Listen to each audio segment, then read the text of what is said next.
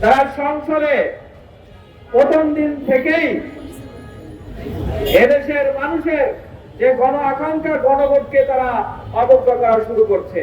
আমরা শেখ হাসিনাকে শুধুমাত্র শেখ হাসিনা হিসেবে এদেশ থেকে বিতাড়িত করি নাই। শেখ হাসিনা একটি ফেসিবাদ তন্ত্র কায়েম করেছিল বলে সেই ফেসিবাদ তন্ত্রের মূল মন্ত্র হিসেবে শেখ হাসিনা থেকে শুরু করে বাইতুল মোকাররমের ইমাম সাহেব পর্যন্ত এদেশ থেকে বিতাড়িত হতে আমরা লক্ষ্য করেছি। এদেশের মানুষ গণভোটের মাধ্যমে সে রায়কে বাস্তবায়িত করেছে। এদেশের মানুষ কাছে আমরা প্রশ্ন রাখতে চাই যে গণভোটের সূচনা জুলাই পরবর্তী সময়ে উত্থাপিত হয়েছিল ঐক্যমতে, এটা কারা উত্থাপিত করছিল?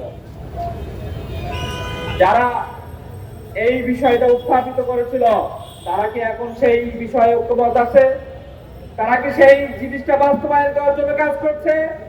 যদি বাস্তবায়িত করার জন্য না কাজ করে থাকে তাহলে কেন তারা বাস্তবায়িত করছে না? তাদের পিছনে কারা আছে? কিসে তারা বাধা? তাদেরকে কিসে টেনে ধরছে?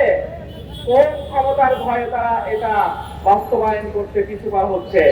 তৎকালীন সময়ে এদেশের প্রত্যেকটা মানুষ চেয়েছিল গণভোট আগে হয়ে যাক, কিন্তু তৎকালীন সময় বিএনপি চেয়েছিল না, জাতীয় নির্বাচন যেদিন হবে ওই দিনে গণভোট হোক। তারা গণভোটের রায় অপেক্ষা করার জন্য তারা এই চক্রান্তটা সেদিন করেছিল। গণভোট হয়ে গেল, এখন সেই গণভোটের রায়ে বাস্তবায়িত করার জন্য তারা কর্মসূচি শুরু করছে। প্রধানমন্ত্রী কিছু বলছেন না, তিনি শুধু দেখি চেয়ারে এক সাইডে মোট একটু খারাপ করে বসে আছেন, মাঝে মাঝে টেবিল চাপড়ান, মাঝে মাঝে মোবাইল দেখেন, মাঝে মাঝে সংসদে বসে পত্রিকা পড়েন। কি চলছে দেশে আমরা কিছুই বুঝতে পারছি না। এদেশটা এখন কাদের মাধ্যমে চলছে? এদেশের মূল মন্ত্র এখন কাদের হাতে? এই জাতি আজকে পরিষ্কার করতে চায়, এই জাতি আজকে পরিষ্কার ভাবে জানতে চায় যে কারা এদেশ পরিচালিত করছে। এদেশ কি জনাব তারেক রহমান মাননীয় প্রধানমন্ত্রীর মাধ্যমে পরিচালিত হচ্ছে, নাকি অন্য কোন দেশের কোন ষড়যন্ত্রের মাধ্যমে এদেশ পরিচালিত হচ্ছে? এদেশের মানুষ জানতে চায়।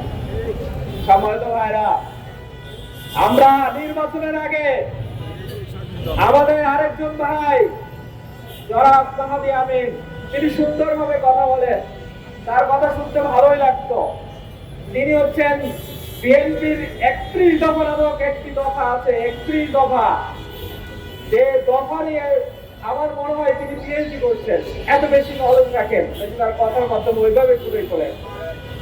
তখন তিনি 31 দফা, আমরা যখনই কুমার কমিশনে দেখতাম কোন দাবি দাবা উত্থাপন হচ্ছে, তিনি বলতেন যে আমাদের 31 দফার মুহূর্তময় আছে, এটা আমাদের প্রধান নেতা অমুক সময় স্বপ্ন থেকে এটা বাস্তবায়িত করার জন্য তিনি লিখে গেছেন।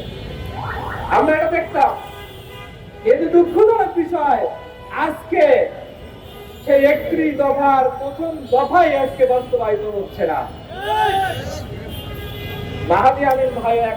ইউএফটি ফার্স্টের সাথে ট্রেড করুন যে কোনো জায়গা থেকে।